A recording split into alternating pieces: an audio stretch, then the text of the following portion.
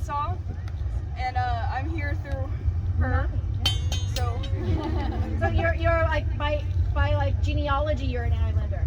Right? Transmitted properly. And what's your first name again? Cameron. So we have Juliana, Tammy, Andrew, Cameron. Thank you. Getting it? Nice. And who's this? Okay, Manami. I'm Manami. I'm a former grad student here. I graduated 2018. Now I'm teaching in Arkansas Tech University. I brought 2 students here. Yes. Okay. Yeah. Juliana, Tammy, Andrew, Cameron, Manami. Oh, all right. I'm April. I'm a visiting artist / professor here at TAMUCC. I come from Mobile, Alabama, and I love iron.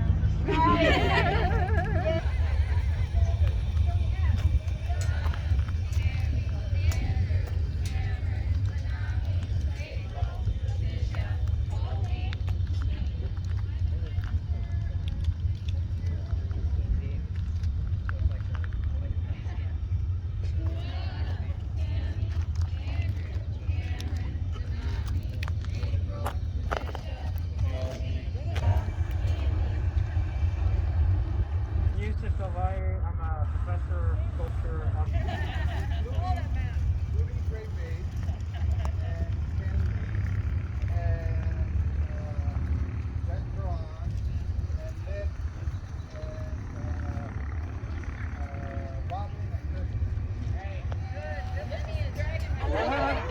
And we have Juliana, Tammy, Andrew, Cameron, Manami, April, Letitia, Colby, Olivia, Kinley, Adam, Joe, Yusuf, Jen, Alex, Lucky, Jack.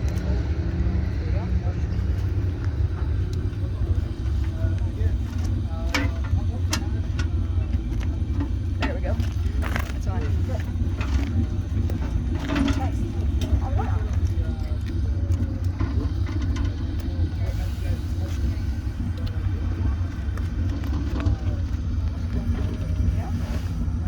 Do we want to use this? I don't think we. I think that's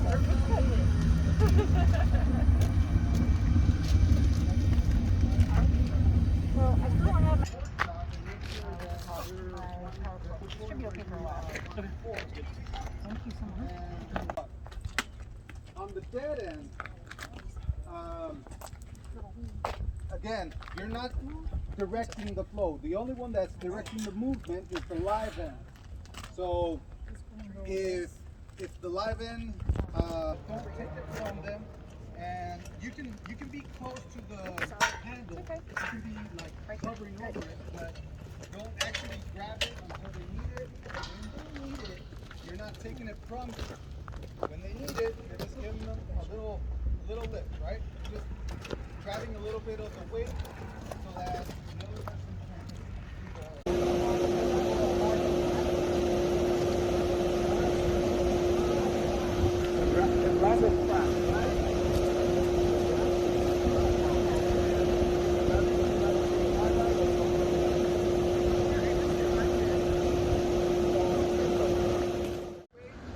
stay away from the stop. You don't stand by one of the labels. That's not all of that means.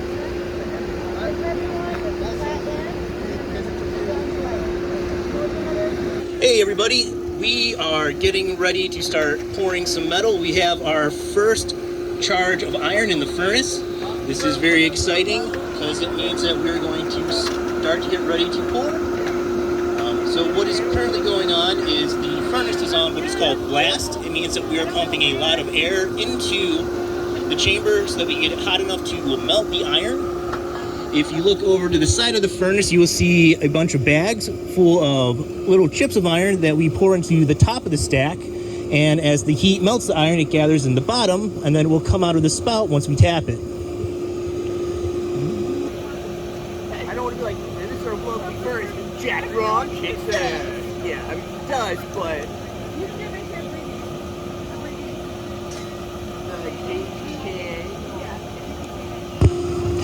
So the name of this wonderful furnace is the JGKA furnace.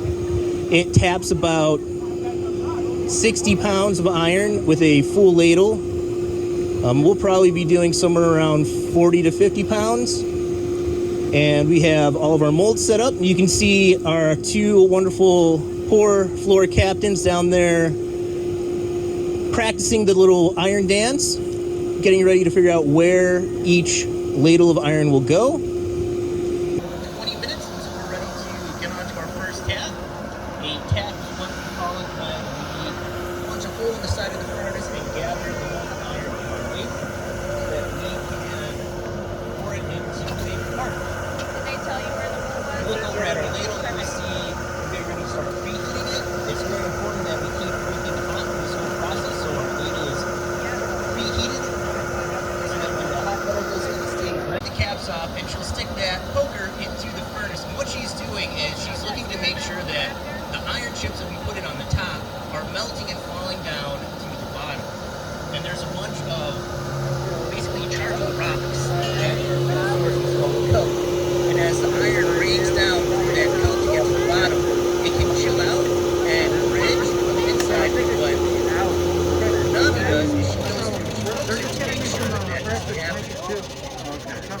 So now we have our glass fan off and the lid is open. You can see them adding the iron chips and coke into the top of the furnace, and they'll layer it iron coke, and that way we keep all the fuel at the right level so that we can keep melting.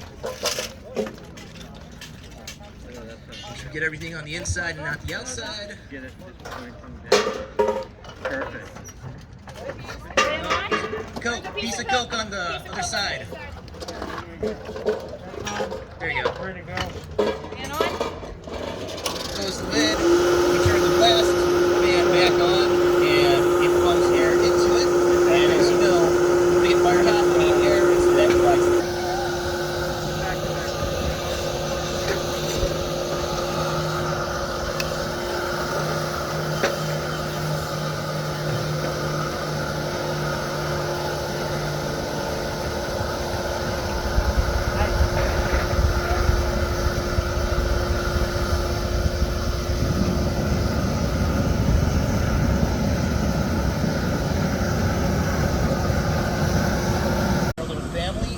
wonderful tradition, so thank you everybody for coming out.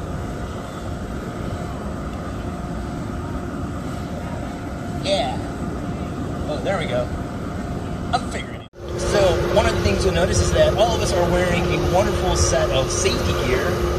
That safety gear is a pair of leather boots so that we don't burn our feetsies, which is key. You'll also notice that several people have weird leather sleeves over those boots. Those are I'm gonna write a message to be fed to the furnace as a symbolic remembrance. All my cats that passed away.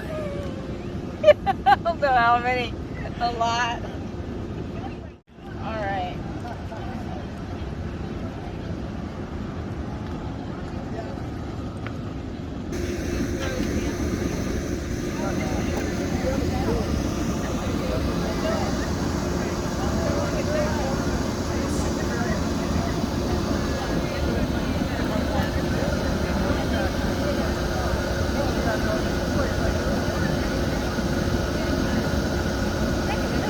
Sounds like they're getting close. First crew up. We'll fall down. They'll just knock it right into the trough, and then they'll turn the ladle, and they'll present it to the spout, and then they'll collect the nutting there. Pop. And there they go. They catch the iron in the ladle. That iron is between 22 and 25-ish thousand degrees.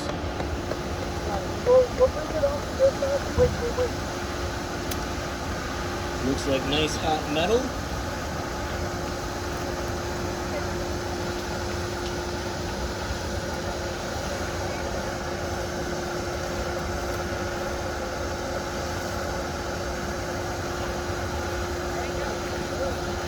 They move the ladle out of the way so that another member of the furnace crew can get a dot and plug that hole. And then you'll see another member of the furnace crew using a skimmer to get all the dross off of the top of the ladle. So once they collect that metal, it's pure metal, and on top all the impurities will rise, and they can just skim them right off the top. And that's what he's doing now. Now they pick up their nice heavy ladle, come over to their first mold. This is an open face mold they're pouring. So you can see how some of the metal just kind of splashes out. No big deal, it's why we have all the gear and the sand. And you can see the two assistants with shovels, they are helping to block the heat from getting to the ladle crew. Now they're getting ready to pour another mold, open face. So you can see them move the ladle back and forth, and what they're doing is they're trying to make sure that the metal flows and fills up all the areas of the mold. Even though it seems like it's pretty liquidy and would move quite easily, it actually doesn't. So you've got to move the ladle around, make sure that metal fills it all up so you get a nice clean pattern.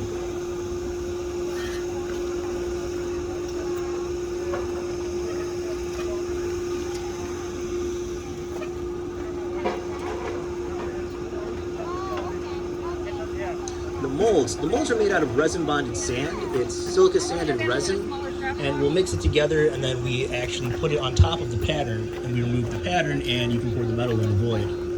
So that's how the whole casting process works. It's funny, a lot of this stuff is made out of sand. The molds are made out of sand. Usually our ladle is made out of sand. The lining of the furnace has sand in it. That silica just really does not want to melt, and so it can withstand the high temperatures of the molten iron. So what they're doing now is what's called pigging. So they're pigging the iron, and they're just pouring any of the leftovers into a ingot form that we will remelt down.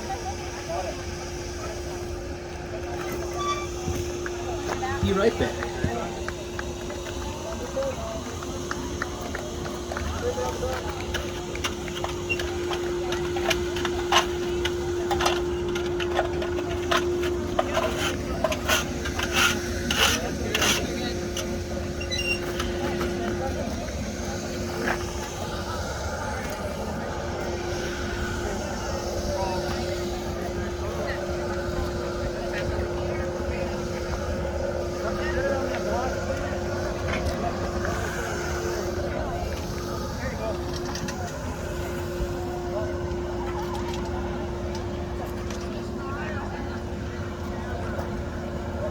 Oh.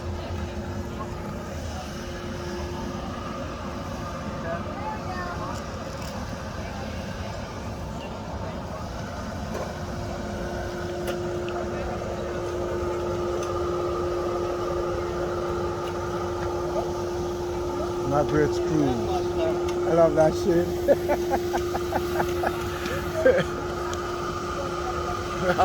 How do we know she's screwed? You can see the evidence. Yes. I need to go memorize that poem. Yeah. I need to. I know you have it somewhere in your book. Yeah.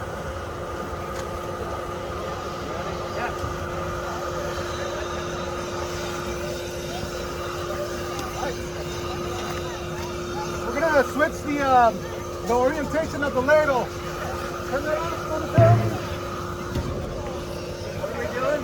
Switching the orientation of the ladle.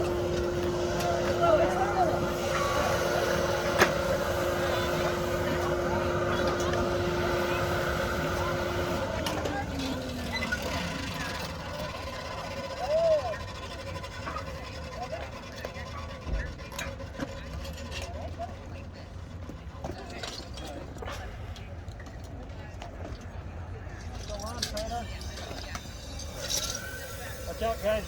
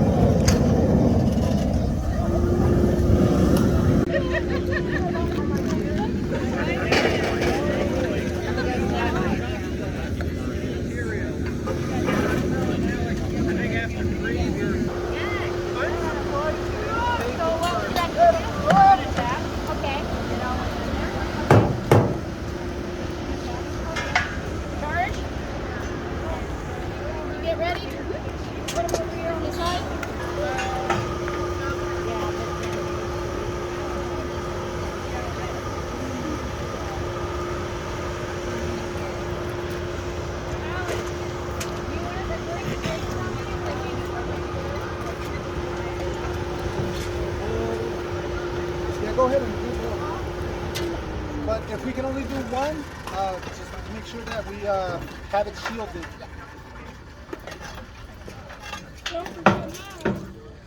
If you can break one, maybe other.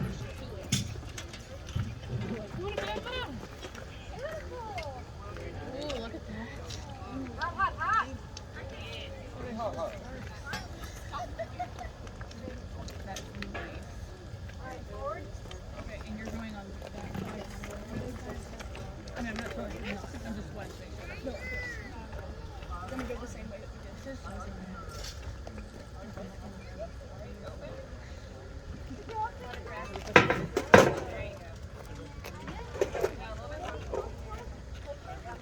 Choose those needles.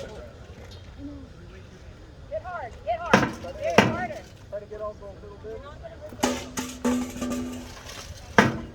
There you go. You can go around and then pull it out. Make sure everybody hears that. The last one first, and then we'll get it out at the bowl.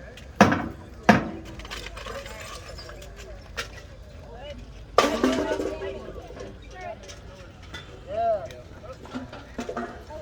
Oh, good. Yep. All right.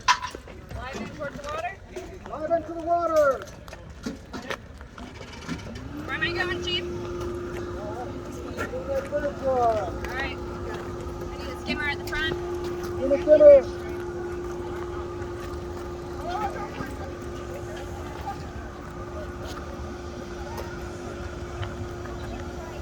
All right. On to the next one.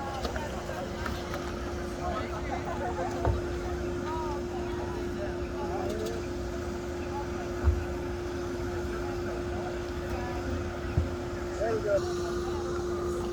Up the shovel. No, you're good. That's one, Jen. Alright. All right.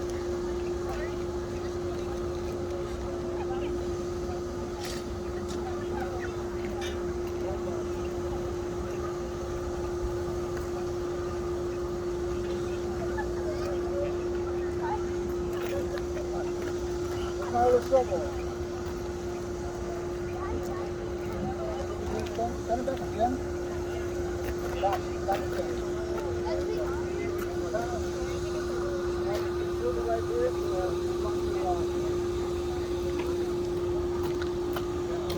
all right, good. What do we got in there? Big, is this big one okay? Yeah, perfect.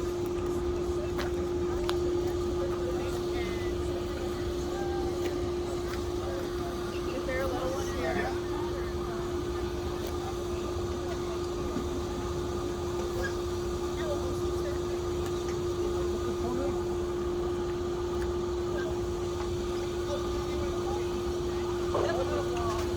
All right, let me see what you got. Another one? Let me do this one.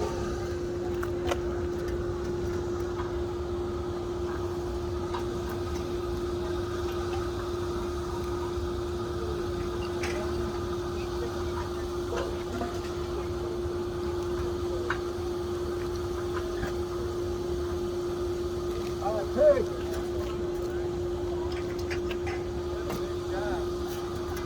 Give me that cover. Gonna go have enough for eating it? Yes, it is. Maybe you need another one. Come around the back side so you can have them clean down. Finish your meal. All right, so this one's called Deer Vaccine. Deer Vaccine. Spread your juices into the world's veins. Convince those that believe they're getting a computer chip lodged into their brains from Bill Gates that it is still better to be alive than dead and prosperless in these overwhelming times. Yes.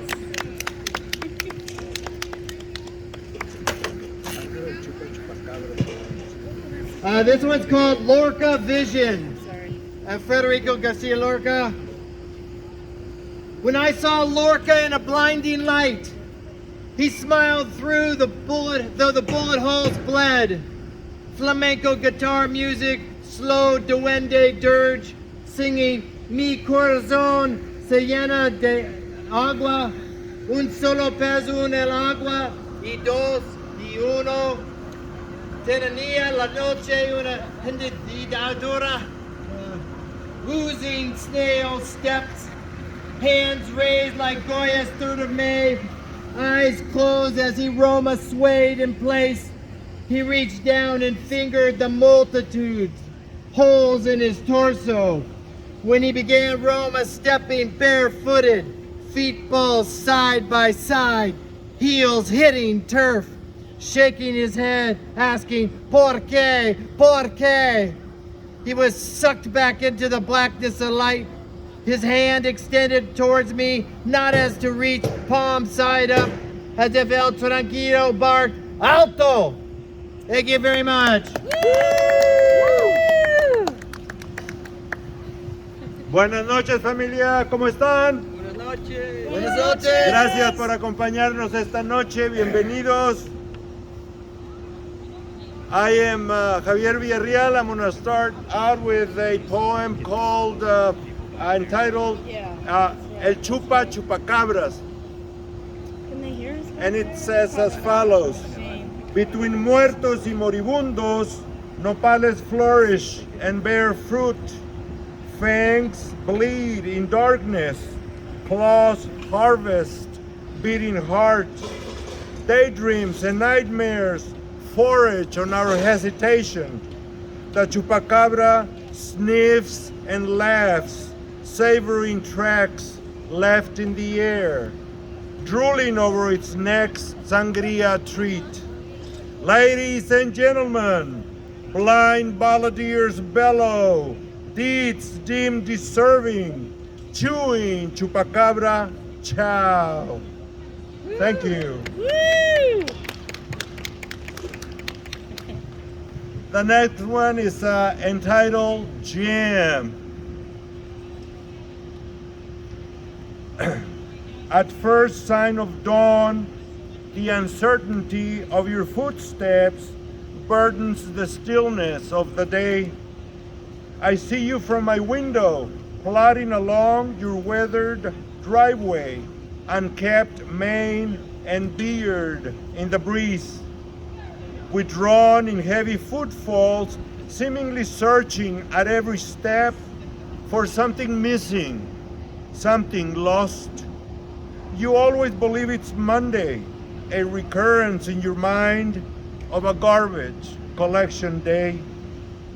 How many times a day do you drift back and forth, pushing an empty trash bin on an endless garbage day? You drag it to an empty street over faded memories, over fallen leaves, recycling minutes from your past. Unmoved, you labor along as if shouldering a stranger's body, always on a stubborn Monday. Monday, a garbage collection day. Perhaps you thirst for a glimpse of light in the density of your days that would break the spell of time. Sometimes, in fleeting moments, I perceive a trace of clarity burning through the heavy mist in your eyes. Today is Monday, Jim. Here comes the garbage truck. You stop, stare into my eyes, and after a hesitant, "How are you?" shuffle back into the shallows and disappear in the mist. Thank you, guys.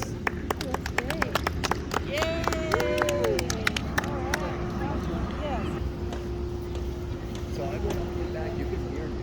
I can hear you over there. Yeah, That's great. Okay, in honor of Dia de los Muertos, this is a poem for Dia de los Muertos entitled Dia de los Muertos. It's for a friend of mine who passed away, Clay Blankenship. Lank hair, sweet smirk, tipped cup of secrets saluted into saucer full of smoke. Lake, night, camping in Spanish. Bajo las estrellas hablamos hasta el amanecer. de Lorca y las cosas que todavía no habían pasado. The half-woven verses left to me, and the sucked riptide of his passing, intimate silk spun from Ariadne, of friendship's tuition that goes on unthreading each next seam I go sealing in my crafty, sullen heart. Right.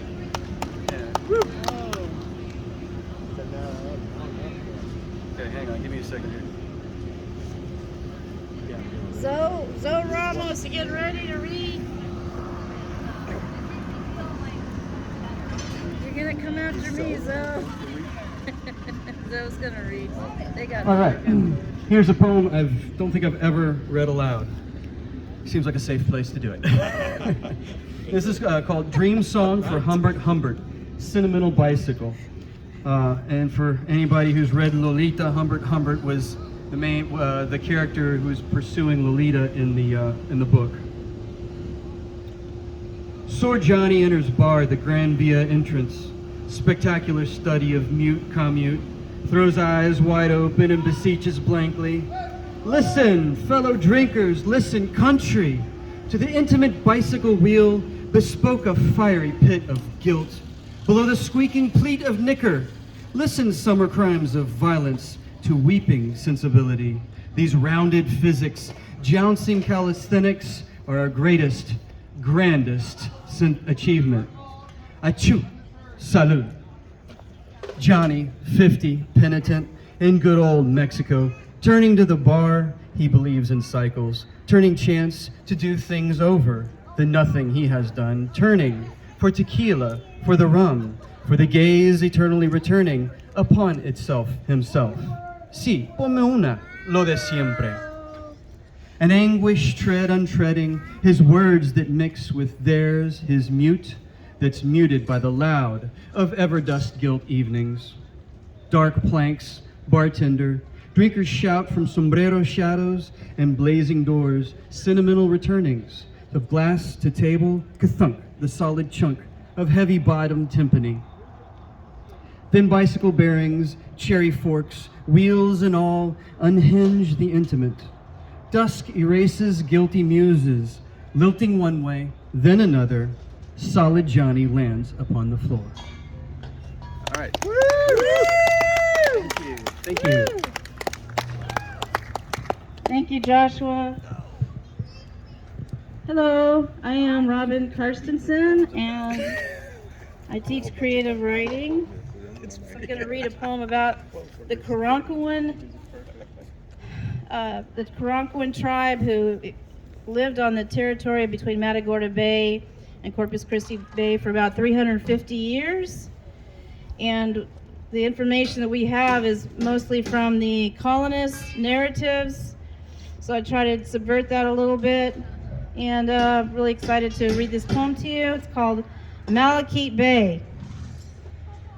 When the porch garden swings its whole body in the summer coastal breeze, you feel the evening settling in, listening to the roosters crowing in the bluff at oddest hours, for all they are worth, for no trophy, no honor, no call return, just the sound of their own voices rattling in their skulls, echoing St. Paul the Apostle's mission bells down the long street, stoic and reverberating from the Naval Air Base to the bamboo wind chimes on the porch, brushing each other like the cattails and canoes and Karankawans, slipping their oars into the Laguna Madre, paddling with the currents before the Comanche and Spaniards came. And after telling Stephen F. Austin and his bewildered settlers, "No, we will not work for you," as the fish leapt everywhere and straight into their spears, their hunting senses sharp to the water's muscled curves, rippling sequin schools of fish, flashing a glimpse of infinite over the creamy bay and dunes, every morning glory opening their haunted hunting forms as if they were just here yesterday, sauntering into the super Chinese buffet in this wind tidal flat wedged between the coastal plains and oil rig towns on Corpus Christi Bay, marveling at the crystal chandelier hanging over the Kung Pao in dazzling coolness, like glass clams, gathering heaps of seaweed and salmon. Two elders sitting across from you, resting their long bow and arrows in the far booth facing north, dusk trickling down the window panes as they speak of their mothers and fathers dwelling in Malachite Bay, humming to their children from dawn to dusk. You are adored.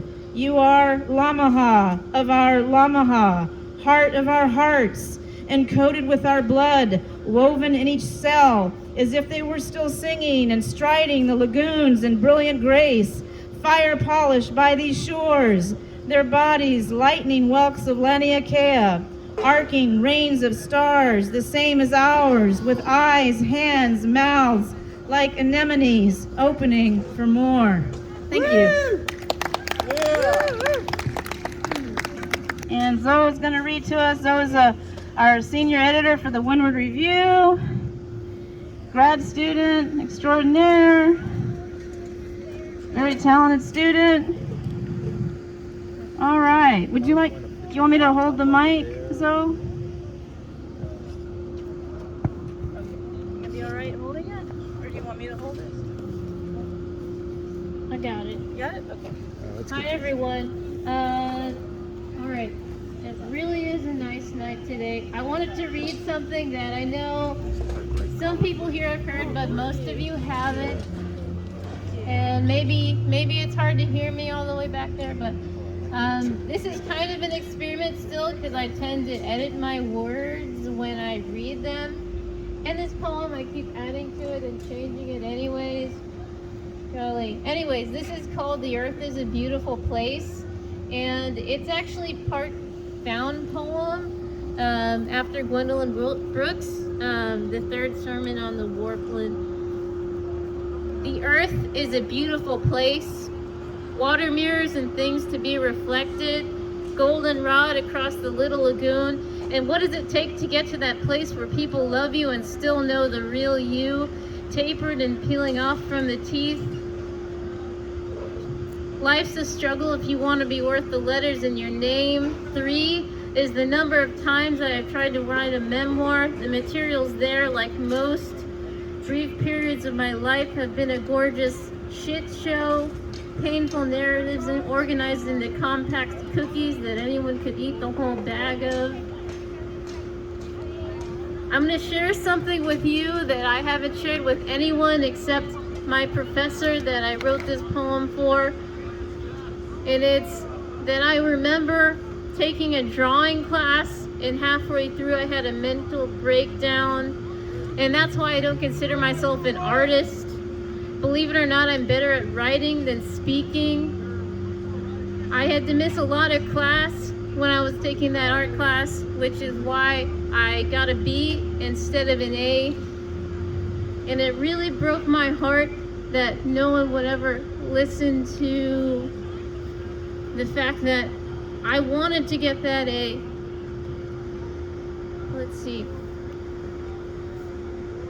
In Egyptian mythology, a phoenix is a bird that lived for 500 years and then consumed itself in fire, rising renewed from the ashes. Any questions? This all seems impressive, but why 500? Who or what compels a creature to destroy itself for a show? And what makes one embrace immortality but also death? And is it scary? And is it the good kind of scary? Love is mercy, love is plain, holy and profane. Love is sex, but it doesn't have to be. Love, I thought, one slice of meat meeting another slice. A death song for you to eat before you die. The duality of soul meeting body, but also these becoming one, and you never needing to know the answer to that question. The black philosopher says love can be brutal fire, fire, fire, fire, smoke, fire, fire, fire. And a white philosopher says it is better to light one candle than curse the darkness. Guard here, guns loaded. As a college freshman, I wrote a paper for Intro to Philosophy, and I still remember the argument I made. All I said was, love is one of the few things in this world that we know exists for the sake of it existing. And I was quite surprised to receive an A in that class and on that paper. But my professor wrote me a note on that paper with a vehement yes, written in the margin with underlined red ink. But it was a stupid argument. I know that now, and I know that I was lazy and I didn't want to find any citation. And I still don't know why my professor liked this argument. But I can intuit now that there is too much left for the reader to interpret, and my professor probably knew this about love already, or at least I hope. Let's see. But love is an argument with no legs or limbs and nothing to dismember. This is an implacable logical flaw. But also love is illogical. Let's see. Doing great, so you're doing great. Yeah. Am I? Yes. Am I doing great? Yes. I think everyone is obsessed with love deep down. Everything I read is about love to me, and everything I write is about love to me. Even the painful, anxiety-inducing readings that are half-baked and half-made up. I'm going to go ahead and thank you all for listening. That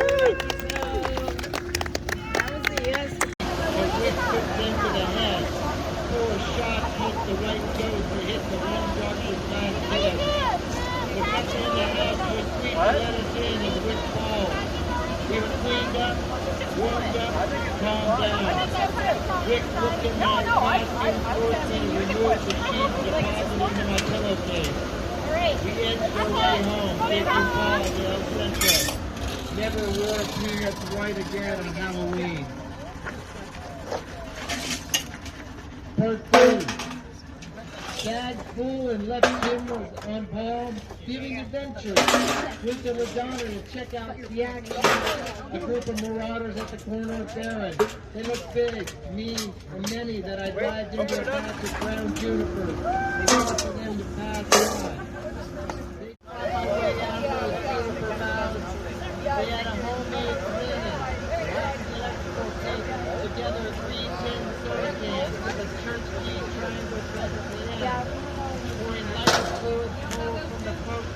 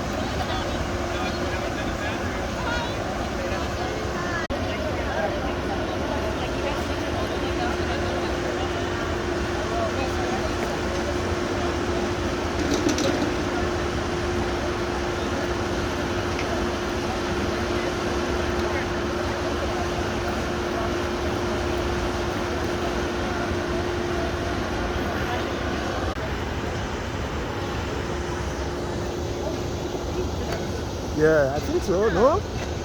They didn't pay? Normally they do, but this year we didn't do that because we didn't have permissions to collect money. Oh, okay. So yes, normally those would be, yeah, but not this year. Yeah, Cameron's considering coming here, and I think that if I think that if I hadn't already like entered a master's program, I would probably come here. No, because I've already like booked the flight and paid a lot of money. Let me tell you something. That does not match up forever 3 years. For 1.5, that's a fucking master's program. And There are 2-year programs here, but is it a master's, is it an MA or an MFA? it's MA. Well, that makes sense. Well, no.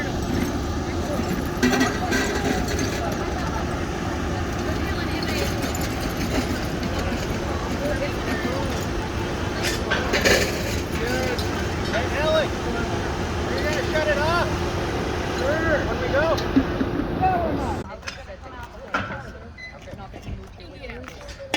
Yeah, it's Alex's ish. He said Tulsa.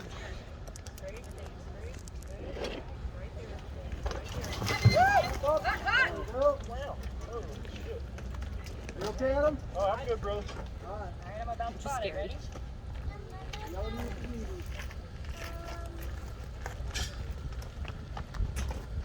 So when they're, I'm gonna go, once I put these down, I'm gonna put that lock up when they're pouring these. Because I'm not gonna be able to, he said, don't worry about the shovel. What's up the middle? Just the slab. So pick that Because there's, right now. now or later. Like when they're pouring. Try to get the edge. Get good edge. Don't be afraid to use your body, alright? You don't have to use your mind. Get the edge right here. Yeah, there we go. Alright, let's go. Dive into the water. Let's go. All right, right here. Ready?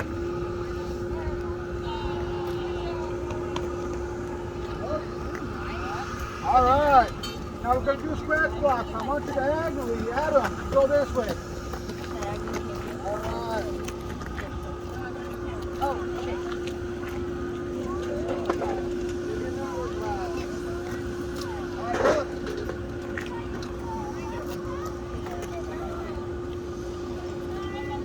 Got some more molds.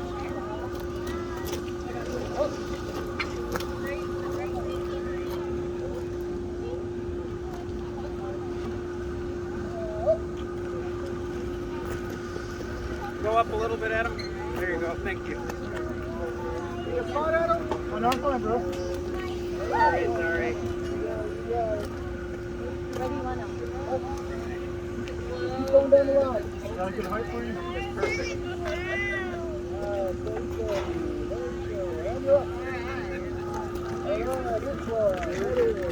Go down a little.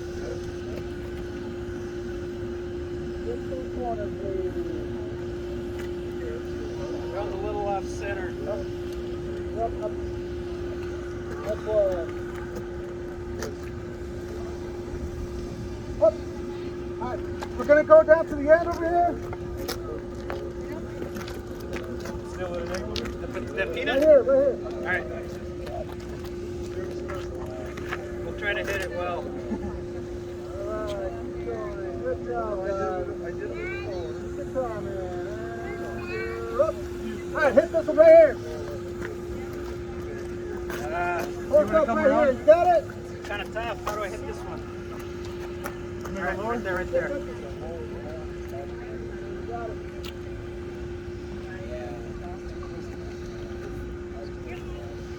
Shield up. Up. All right, push that flag back, please.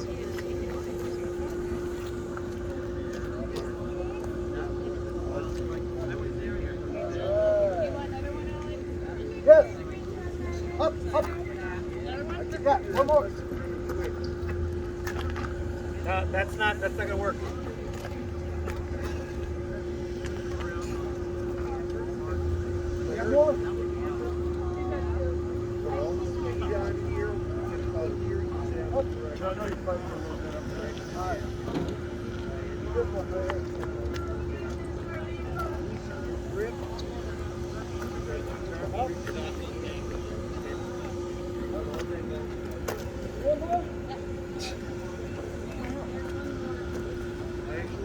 Yeah, there's one more, there's left. You have one last one, Alex. Wait. All right, let's get one more.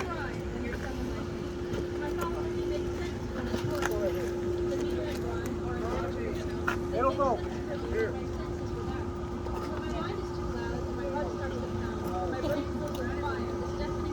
That's fun to watch. Back there.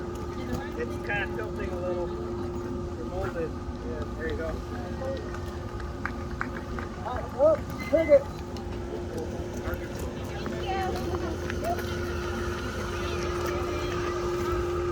Thank you.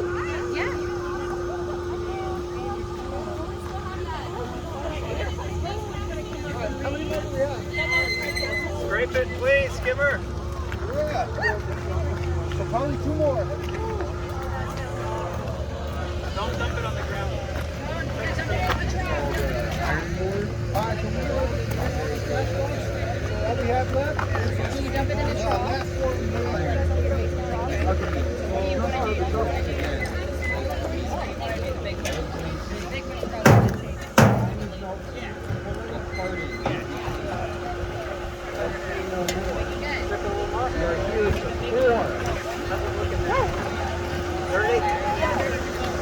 My scraper's also pretty dirty.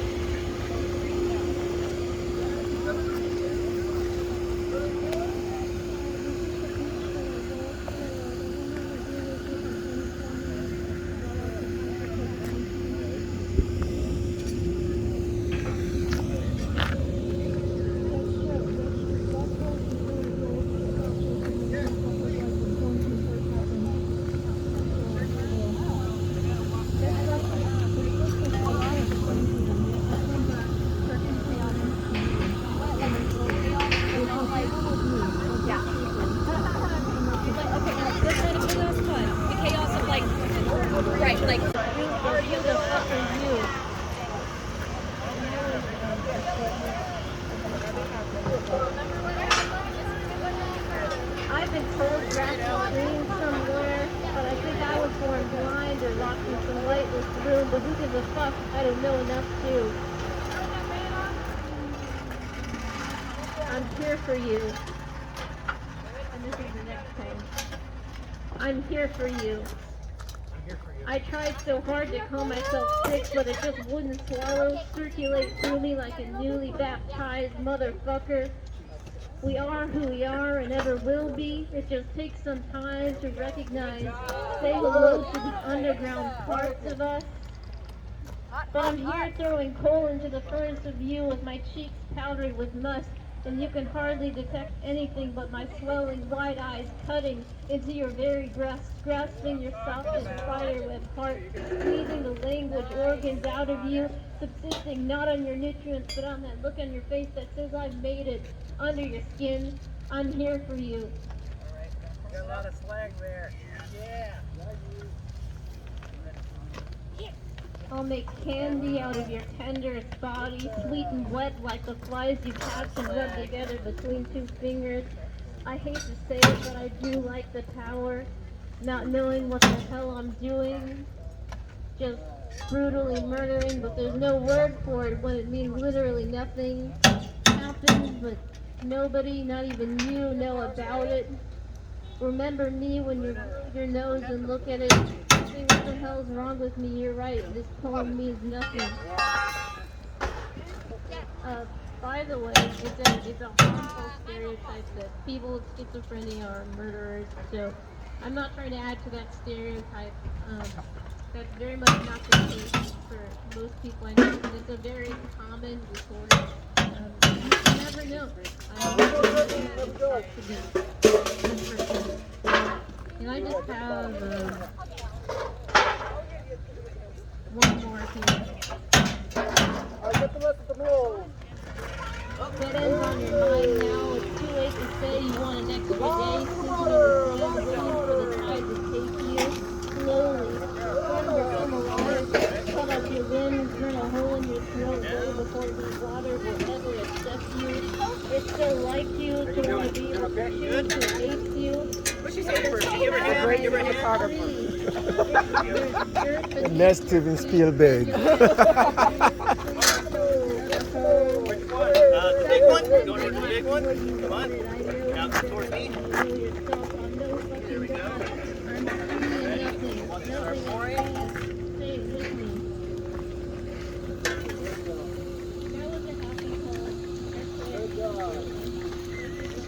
Might back up a little. Watch that slip flop. Skimmer.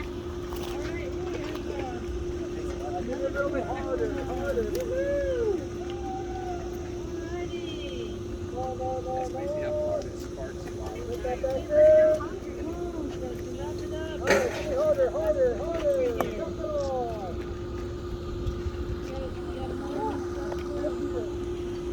Okay, Josh is gonna read another poem, and we're gonna probably then take a break from the poet.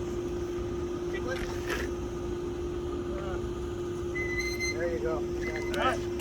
Let's open up.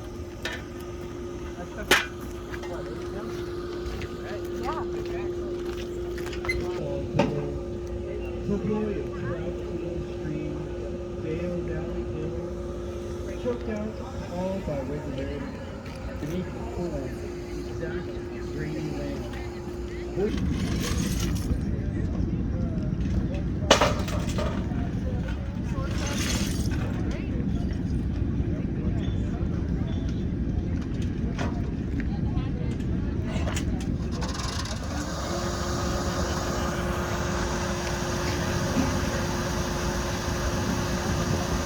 So, all of that iron, that 840 pounds of iron that we have is all recycled. And we recycle that from old radiators and bathtubs and things of that nature. So if you happen to have an old cast iron bathtub, old cast iron radiator, and you don't know what to do with it, we would love to take it off your hands. Just let Tisha or someone in the art department know that you have some cast iron for them, and I'm sure they would be more than happy to take it from you. All of our iron is, like I said, starts off as bathtubs and radiators, and then we break it down quite literally with a sledgehammer into chips of iron about the size of a Dorito. And then all of our Coke is about the size of a lemon to grapefruit size that actually goes into the furnace. When casting iron, we use a lot of food analogies to kind of get our sizes right, and Doritos and lemons and grapefruits are pretty standard size for most furnaces.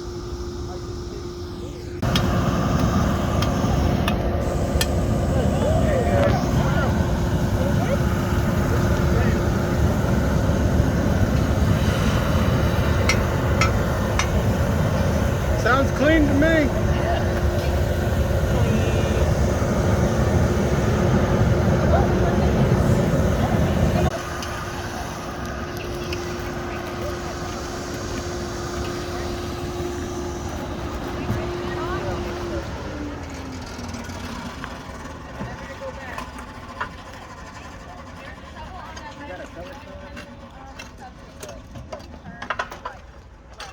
He's holding it. He's holding it. Oh.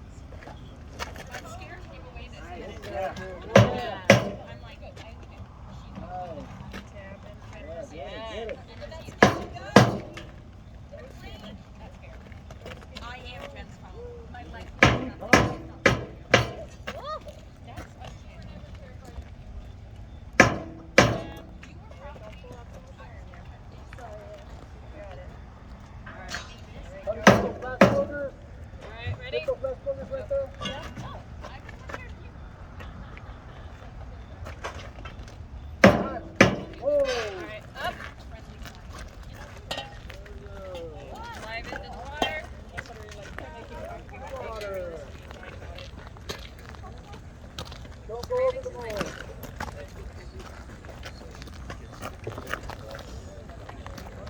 Watch the mold. Alright. Get out of the way. Give me to the side so that the people can see. Yes, okay. Get it. Got it. Pour.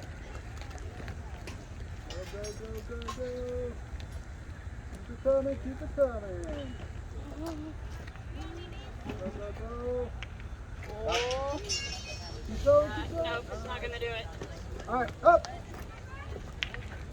You wanna take it? Diagonal. To the spider. Up. Oh.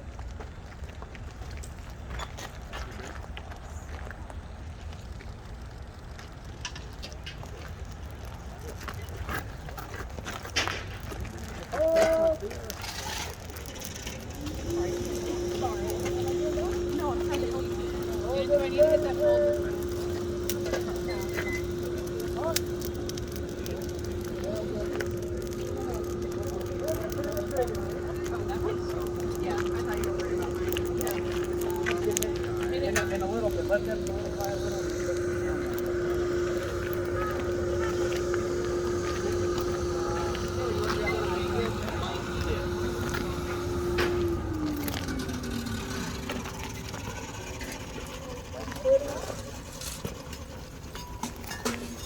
Hit it. Do we have any empty scratch boxes that we bring into?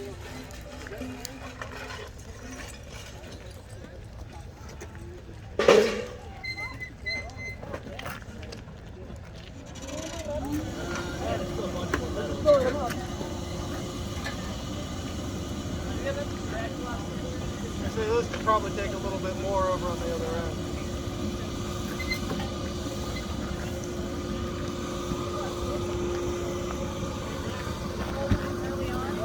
We got some more in there. There we go. Alright, ready.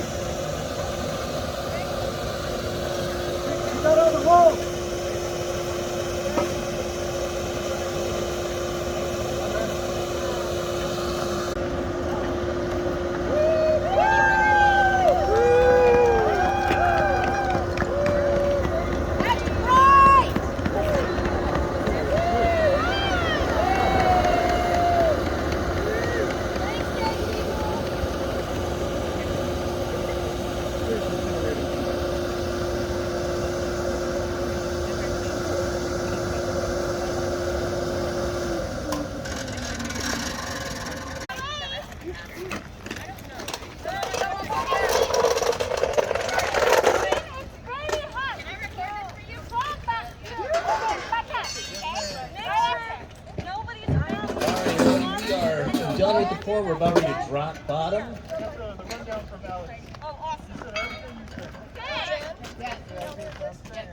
So the crew's gathered around getting a bunch of buckets of water so they can plunge the hot coke once it falls out of the bottom of the furnace.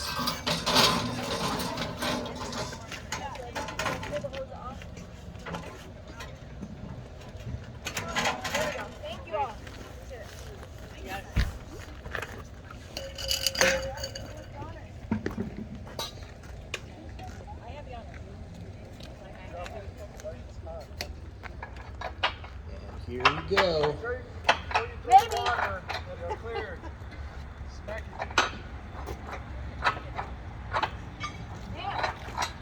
Somebody stronger than me?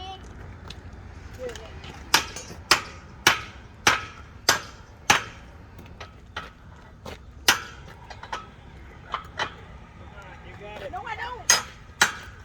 I am not embarrassed, Claire. Don't make fun of me. There we go. Just the bottom. Then they'll tickle it and they'll get the cookie, which is the false bottom of the furnace floor, to drop out, and all the coke and iron come with it. Here it comes.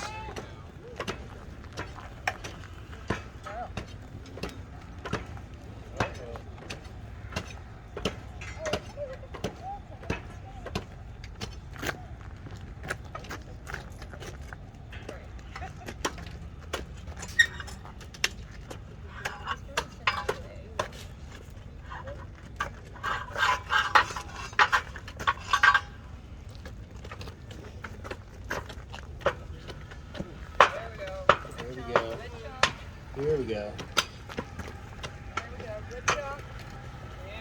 There it goes. Yeah. Woo! Woo!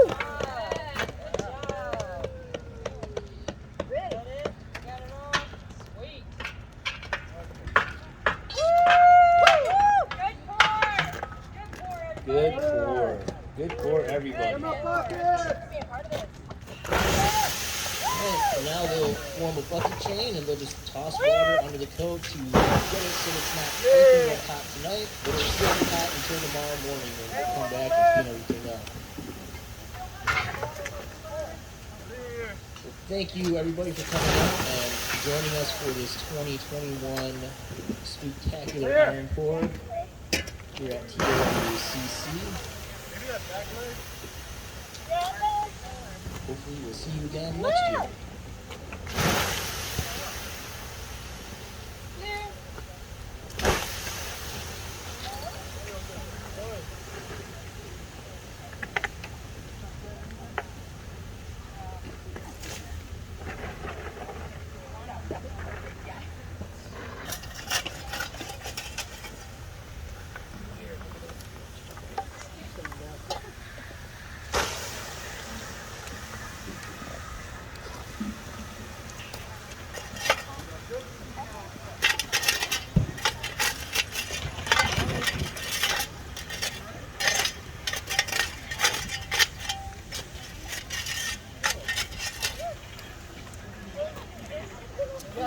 Get those glowing spots.